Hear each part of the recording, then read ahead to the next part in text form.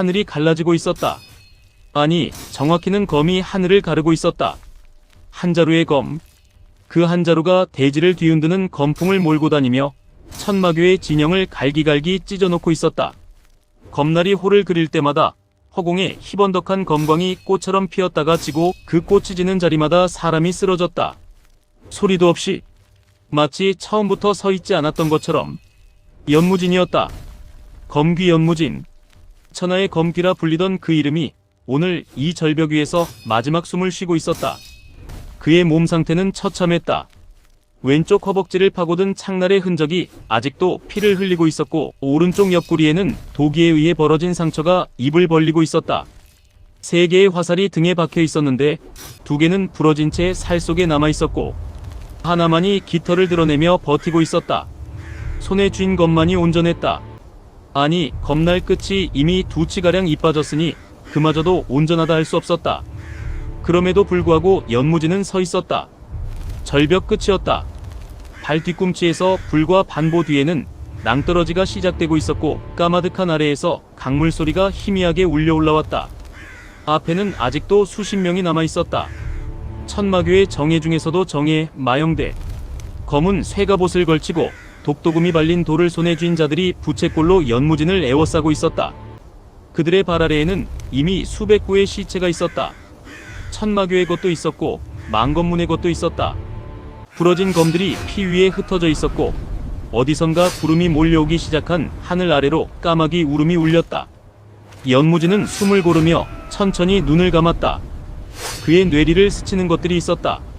망검문의 처마 끝, 빗소리, 스승의 등, 어린 제자들의 어설픈 검식, 무수한 대련의 기억들. 그것들이 한꺼번에 밀려왔다가 한꺼번에 빠져나갔다. 오래 생각할 여력이 없었다. 몸이 이미 한계를 훨씬 넘어서 있었다. 단지 의지 하나, 그 의지 하나만이 무릎이 꺾이는 것을 막고 있었다. 연무진은 눈을 떴다. 마영대의 선두의 선자, 복면이라 불리던 자가 입술을 비틀었다. 검귀, 대단하다. 이 몸이 인정해주마.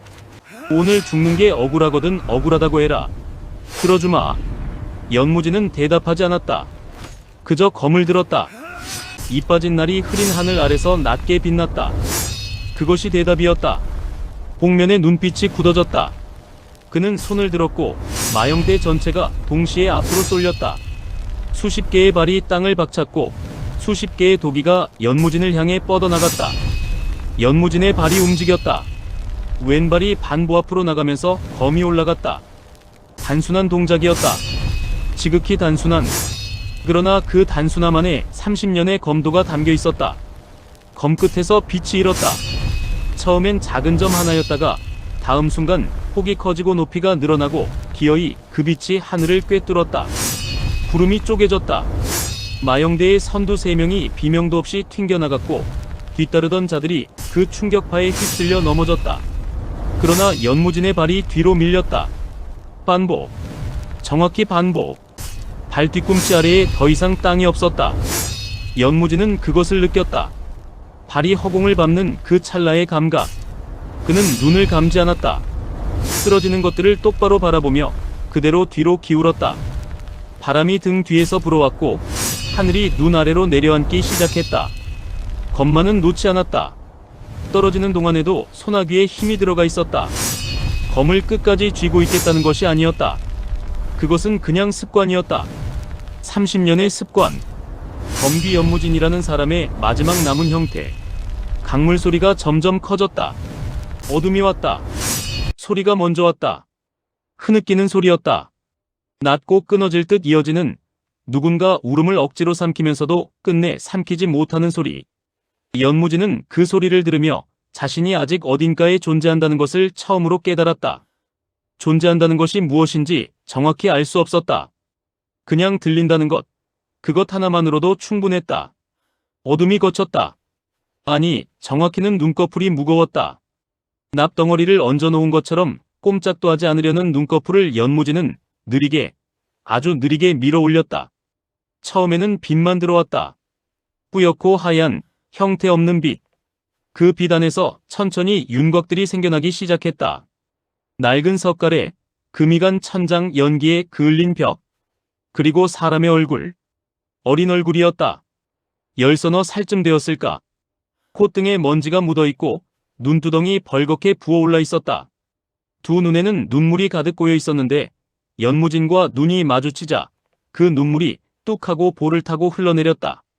소녀는 흘러내리는 눈물을 닦지도 않은 채 입술을 바르르 떨었다. 그러다 갑자기 눈썹이 모였다. 표정이 바뀌었다.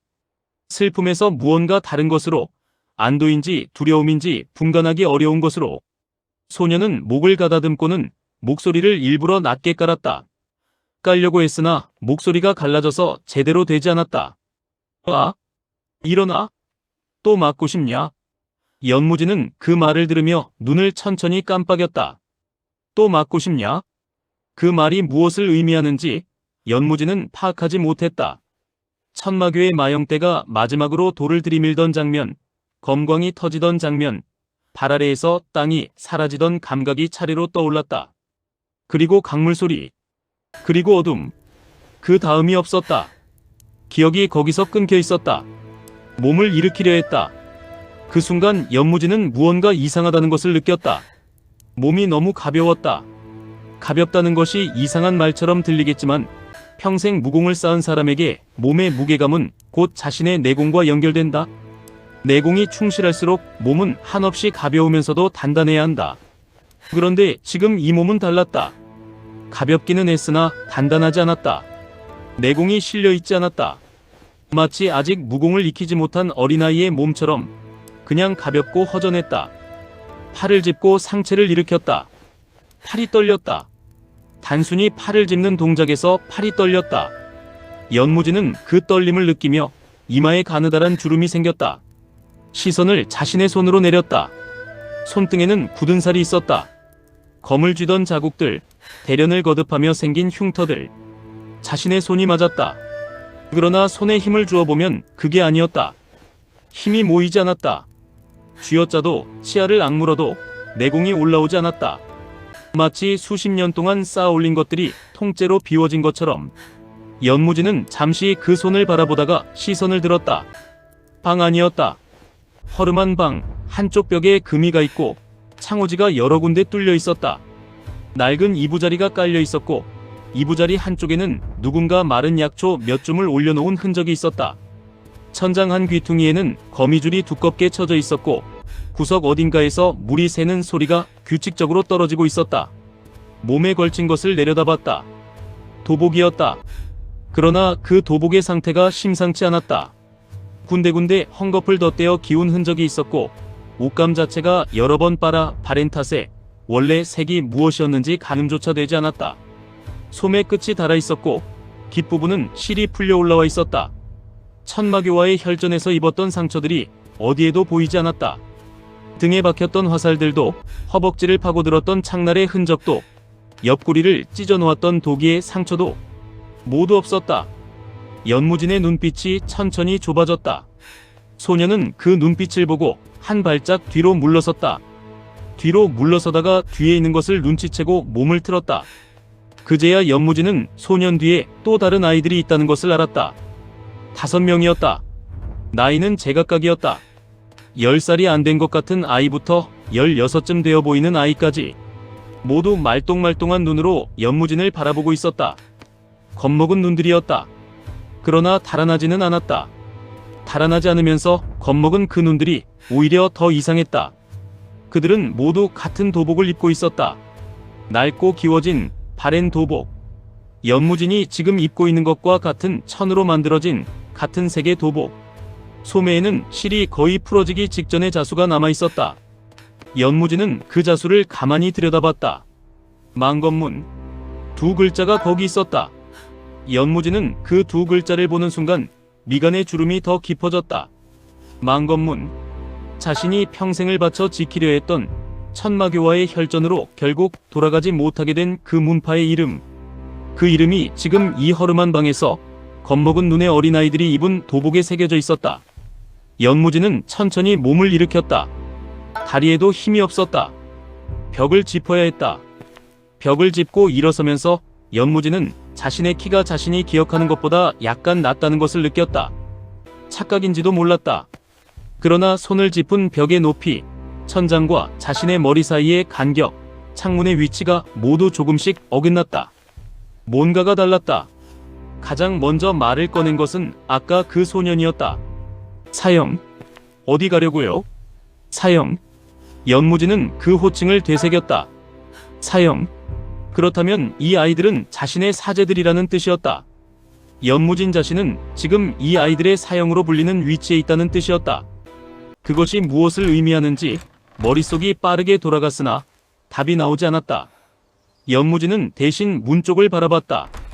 밖에서 빛이 들어오고 있었다. 낮의 빛이었다. 연무진은 한 발 한 발 벽을 짚으며 문 쪽으로 걸었다. 뒤에서 아이들이 웅성거리는 소리가 들렸으나 막아서지는 않았다. 문고리를 잡았다. 손바닥으로 낡은 나무의 결이 느껴졌다. 당겼다. 문이 열렸다. 빛이 쏟아졌다. 연무진은 그 빛 속에 잠시 서 있었다. 흙냄새와 나무 냄새, 그리고 어디선가 풍겨오는 밥 짓는 냄새. 평범하고 일상적인 냄새들. 피 냄새도 화약 냄새도 아니었다. 연무진은 그 냄새를 맡으며 눈을 가늘게 떴다. 처음 눈에 들어온 것은 잡초였다. 마당 한가운데 원래라면 제자들이 기초검식을 수련하는 공간이어야 할 그 자리에 무릎 높이까지 자란 잡초들이 빽빽하게 들어차 있었다. 숙이며 명아주며 이름 모를 풀들이 땅을 뒤덮고 군데군데 뿌리가 드러난 채로 시들어가고 있었다. 연무진은 마당 앞에 멈춰서서 그것을 한동안 내려다봤다. 발이 저절로 멈춘 것이었다. 몸이 받아들이기 전에 눈이 먼저 거부하고 있었다. 마당 너머로 시선을 옮겼다. 담장이었다. 흙담장이 두 군데 무너져 있었고 무너진 자리에 누군가 엉성하게 나무 판자를 세워두었으나 그마저도 비바람에 뒤틀려 있었다. 그 너머로 기와 지붕이 보였는데 기와 여럿이 떨어져 나간 자리에 이끼가 덮여 있었다. 문파에 현판이 걸려야 할 자리에 현판은 없었고 못자국만 남아 있었다. 연무진은 천천히 걸었다. 다리가 아직 온전하지 않았으나 걸었다. 마당에 잡초를 헤치며 문파 안으로 발걸음을 옮겼다. 발밑에서 마른 풀줄기가 부러지는 소리가 났다. 수련장이었던 곳에는 모래가 굳어버렸고 목인에는 팔다리가 떨어져 나간 것들이 그대로 방치되어 있었다. 문은 한쪽 경첩이 빠진 채로 비스듬히 열려 있었다. 안을 들여다봤다. 병기고 안은 거의 비어 있었다. 선반에는 먼지만 쌓여 있었고 바닥에 금이 간 목검 두어 개와 날이 빠진 낡은 도 하나가 구르고 있었다. 연무진의 눈 안에서 무언가가 조용히 무너져 내렸다. 무너지는 것이 얼굴에 드러나지는 않았다. 오랜 세월 전장에서 단련된 얼굴은 그것을 겉으로 내보이는 법을 잊은 지 오래였다. 그러나 두 손이 등 뒤로 가서 깍지가 끼어졌다. 평생 이런 상황에서 손이 저절로 등 뒤로 가는 버릇이 생겨 있었다. 손이 할 일이 없을 때, 검이 없을 때, 아무것도 쥘 것이 없을 때. 대문 쪽으로 걸어갔다. 대문은 닫혀 있었다. 두 짝으로 된 낡은 나무 대문. 연무진은 빗장을 들어올리고 문을 열었다. 문이 끼익 소리를 내며 열렸다. 경첩에 기름을 친 지 오래된 것이 분명했다. 문이 열리자 바깥이 보였다. 그것을 보는 순간 연무진의 발이 멈췄다. 대문 바로 앞 문설주에 무언가가 붙어 있었다. 붉은색이었다. 가로로 길게 두꺼운 종이에 인주를 찍어 글자를 박은 딱지였다. 연무진은 그것을 한 글자씩 읽었다. 철거 예정. 세 글자였다. 그 옆에 관청의 도장이 찍혀 있었고 날짜가 적혀 있었다. 딱지의 종이가 빗물에 한번 젖었다가 말라있는 것으로 보아붙은 지 며칠은 된 것이었다. 연무진은 그 딱지를 오래 바라봤다. 철거. 이 문파를 대대로 검을 갈고 닦으며 이름을 지켜온 망건문을 관청에서 철거 예정이라 써붙인 것이었다. 붉은 인주가 묻은 딱지 한 장이 문설주에 비스듬히 붙어 있었다. 나부끼지도 않았다. 바람이 없었기 때문이었다. 그저 거기 붙어 있었다. 아무도 신경 쓰지 않는 것처럼. 그때 바깥 골목 쪽에서 소리가 들렸다. 아이들 소리였다. 웃음소리와 함께 뭔가 딱딱한 것이 부딪히는 소리. 연무진이 시선을 돌렸다. 골목 저편에서 동네 아이들 서너 명이 손에 주먹만한 돌멩이를 들고 이쪽을 향해 걸어오고 있었다. 12세 살쯤 된 아이들이었다. 옷차림은 남루하지 않았다. 평범한 동네 아이들의 행색이었다. 그중 하나가 먼저 팔을 들었다. 돌멩이가 날아왔다. 대문을 벗어나 허공을 가르고 날아온 돌멩이는 기와지붕에 부딪혀 소리를 내며 튕겨나갔다. 아이들이 깔깔거리며 웃었다. 뒤이어 또 하나가 날아왔다. 이번에는 마당 안으로 떨어져 잡초 사이에 박혔다. 연무진은 움직이지 않았다. 아이들은 연무진을 보고 잠깐 동작을 멈췄다가 이내 다시 팔을 들었다. 대문 앞에 서 있는 이 사람이 망건문의 누군가라는 것을 알면서도 멈추지 않는 것이었다. 멈출 이유가 없다는 듯이 두려움이 없었다. 그 두려움의 부재가 연무진에게는 어떤 폭력보다 무거웠다. 세 번째 돌멩이가 날아왔다. 이번에는 대문 기둥을 정통으로 맞췄다.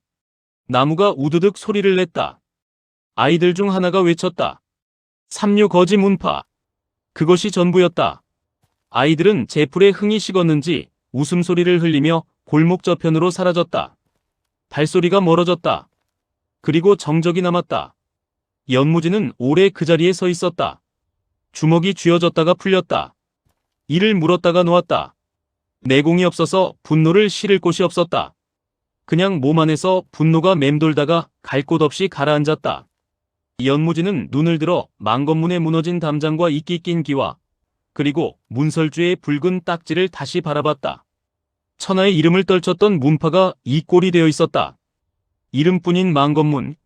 아이들에게 돌팔매질 당하고 관청에 철거 예정이라는 딱지가 붙고 담장이 무너지고 마당에 잡초가 자라는 이 문파. 연무진은 입술을 다물고 이를 악물었다. 턱 근육이 조용히 경련했다. 내가 알던 망건문은 이런 곳이 아니었다. 소리내어 말하지 않았다. 그러나 그 말은 연무진의 안에서 천천히 굳어 무언가의 형태를 갖추기 시작했다. 부엌 쪽에서 냄새가 났다. 무언가를 끓이는 냄새였다. 처음에는 냄새만으로 무엇인지 알 수 없었다. 구수하다고도 할 수 없고 그렇다고 아무 냄새도 없다고도 할 수 없는 그냥 뜨거운 물에서 나는 것 같은 희미한 냄새. 연무진은 그 냄새를 따라 걸었다. 부엌 문은 열려 있었다. 솥 하나가 걸려 있었다. 거무스름하게 그을린 솥 안에서 무언가가 끓고 있었다. 연무진은 솥 가까이 다가가 안을 들여다봤다. 잡초였다. 아니, 잡초라고 하기엔 너무 야박한 표현이었다. 쑥이었다. 쑥과 명아주, 그리고 마당에서 본 것과 비슷한 종류의 풀들이 대충 잘려 솥에 들어가 있었고 거기에 뭔가 흰 것이 조금 섞여 있었다. 아주 조금, 거의 존재하지 않는다고 해도 될 정도의 양으로. 쌀이었다. 한 줌도 되지 않았다. 솥에 물이 저 많은데 쌀은 그것뿐이었다. 풀죽이었다. 죽이라고도 하기 어려웠다. 풀을 넣고 끓인 뜨거운 물, 그것에 가까웠다. 솥 옆에는 대나무로 만든 주걱이 있었고 주걱에는 흰 전분 자국이 말라붙어 있었다. 오늘 처음 끓인 것이 아니라는 뜻이었다. 이것이 반복되고 있다는 뜻이었다. 연무진은 솥에서 눈을 떼지 못했다. 얼마나 오랫동안 이렇게 먹어온 것인지. 아이들의 얼굴을 떠올렸다. 아까 방 안에서 자신을 내려다보던 그 얼굴들. 눈두덩이 부어있던 소년, 그 뒤에 서있던 아이들. 하나같이 얼굴이 파리했다. 뺨이 들어가 있었다. 연무진은 그것을 눈으로 보면서도 처음에는 겁먹어서 그런 것이라고 생각했다. 지금 다시 떠올리니 그게 아니었다. 오래 제대로 먹지 못한 얼굴들이었다. 발소리가 들렸다. 부엌 바깥에서였다. 연무진은 솥에서 물러나 문 쪽으로 눈을 돌렸다. 가장 어린 제자였다. 10살이 채 안 되어 보이는 아이. 이름을 아직 몰랐다. 아이는 부엌 문 앞에서 멈칫했다. 연무진과 눈이 마주쳤다. 눈이 커졌다.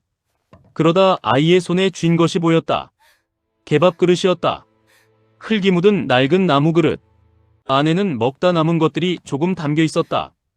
강냉이 알갱이와 채소 껍질, 그리고 딱딱하게 굳어가는 밥알 몇 개. 아이는 그것을 손에 들고 부엌 문 앞에 서 있었다. 연무진과 눈이 마주친 채로 아이의 얼굴이 천천히 벌겋게 물들었다. 부끄러움이었다. 들켜버린 사람의 얼굴이었다. 아이는 그릇을 등 뒤로 숨기려다가 이미 늦었다는 것을 알고 멈췄다. 눈물이 차오르는 게 보였다. 울지는 않았다. 울지 않으려고 입술을 깨물었다.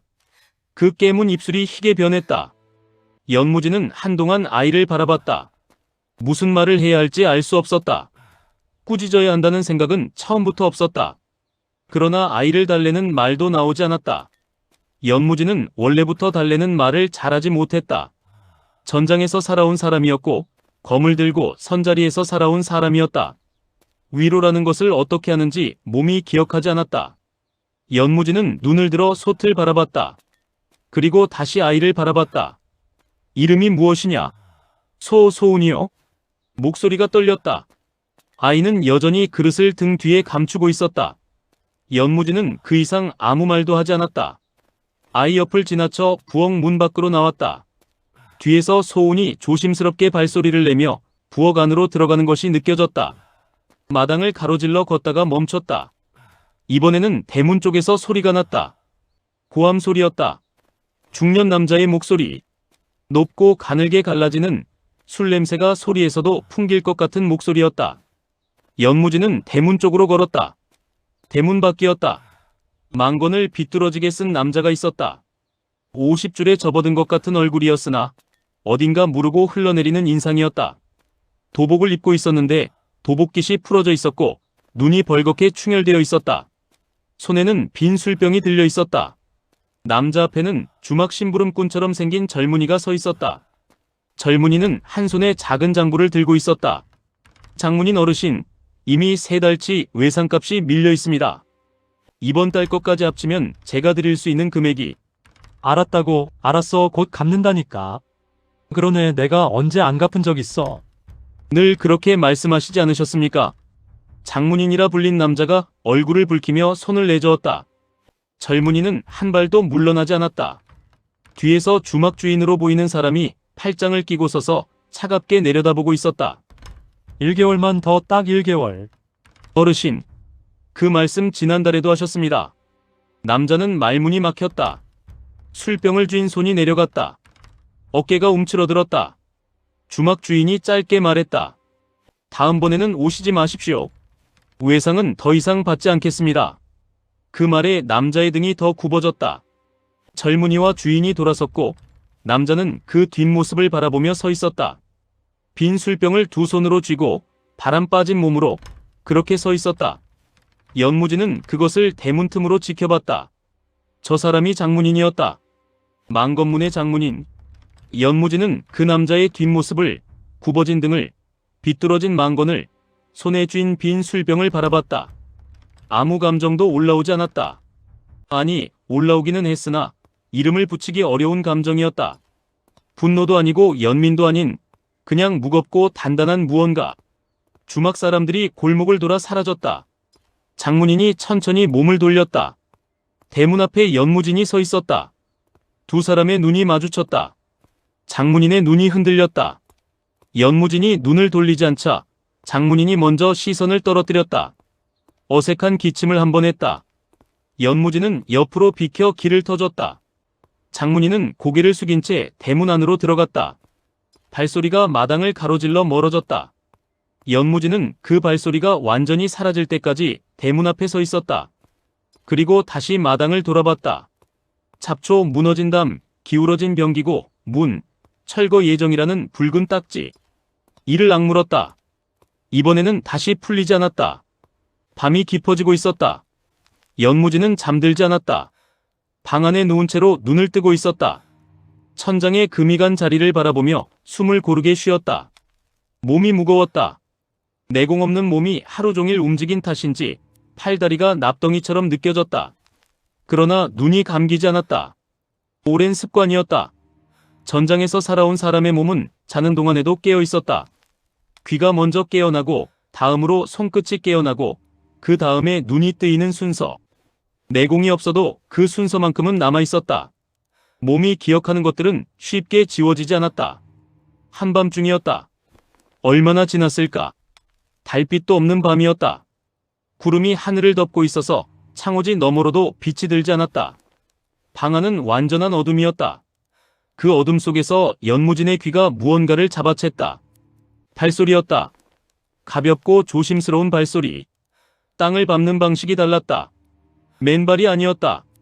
발 전체를 내딛지 않고 발 앞쪽으로만 디디는 소리를 죽이려는 움직임. 그것이 한 사람이 아니었다. 두세 명. 아니, 더 될 수도 있었다. 리듬이 미묘하게 어긋나 있었다. 연무지는 눈을 가늘게 뜨고 귀를 기울였다. 마당 쪽이었다. 담 너머에서 무언가가 넘어오는 소리가 들렸다. 담장이 무너진 자리가 아니었다. 온전한 담장 위를 타넘는 소리였다. 그 말은 무너진 자리를 일부러 피했다는 뜻이었다. 안이 보이는 곳을 피해서 가장 조용하게 들어올 수 있는 쪽을 택했다는 뜻이었다. 동네 사람이 아니었다. 연무지는 소리 없이 몸을 일으켰다. 이부자리에서 빠져나오는 동작을 천천히 어떤 소리도 내지 않으면서 했다. 발이 바닥에 닿았다. 차가운 나무 바닥이었다. 문 쪽으로 다가가 귀를 댔다. 발소리는 이제 마당 안에 있었다. 여러 명이 분산되는 것이 느껴졌다. 흩어지는 방향이 체계적이었다. 무작위가 아니었다. 미리 정해진 동선이 있었다. 장서고 쪽이었다. 연무지는 그것을 직감했다. 발소리가 수련장 쪽이 아니라 문파 건물 안쪽으로 움직이고 있었다. 건물 안에서 어둠 속에 다닐 사람들이 목적지로 삼을 수 있는 곳. 살림채는 아닐 것이었다. 가져갈 것이 없었다. 무기고는 이미 비어 있었다. 남은 것은 장서고였다. 연무지는 문 밖으로 나왔다.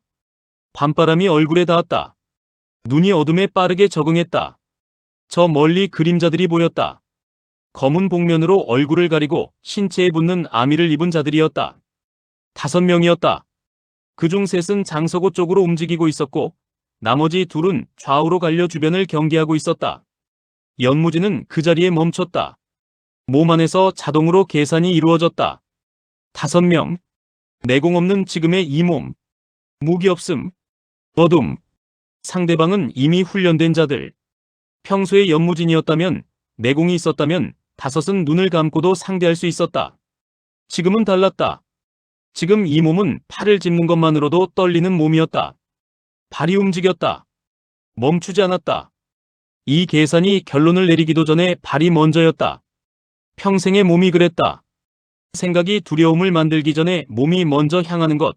그것이 연무진이었다. 그 순간 장서고 안에서 소리가 났다. 작은 소리였다.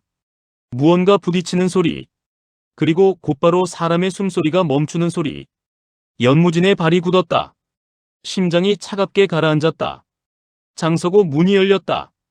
복면인 하나가 끌려 나왔다. 아니, 복면인이 누군가를 끌고 나왔다. 그 누군가는 아이였다. 아까 방에서 봤던 아이 중 하나였다. 위아래로 뒤틀린 팔을 뒤로 꺾인 채 복면인의 손에 목덜미를 잡혀 있었다. 아이는 소리를 지르지 않았다. 지르고 싶은데 지를 수가 없는 것 같았다. 목이 막힌 것처럼 얼굴만 벌겋게 달아올라 있었다. 복면인은 손에 돌을 쥐고 있었다. 도날이 아이의 몸 옆에 있었다. 복면인의 눈이 마당을 훑었다. 연무진을 발견했다. 눈이 잠깐 좁아졌다가 이내 비웃음이 담겼다. 도복 하나만 입고 맨손으로 서 있는 이 사람이 무엇을 할 수 있겠냐는 눈빛이었다. 연무진의 눈이 아이의 몸 옆에 있는 도날을 향했다. 도날이 미세하게 기울었다. 아이를 베려는 것이 아니었다. 비키라는 신호였다. 방해하면 베겠다는 신호였다. 연무진의 두 손이 천천히 올라갔다. 빈손이었다. 무기가 없었다. 내공도 없었다. 그 빈손이 허공에 들려 복면인들을 향해 있었다. 복면인은 그것을 보며 어깨에서 힘을 뺐다. 순순히 물러나는 것으로 읽은 것이었다. 그 순간 연무진의 눈이 병기고 문 쪽으로 향했다.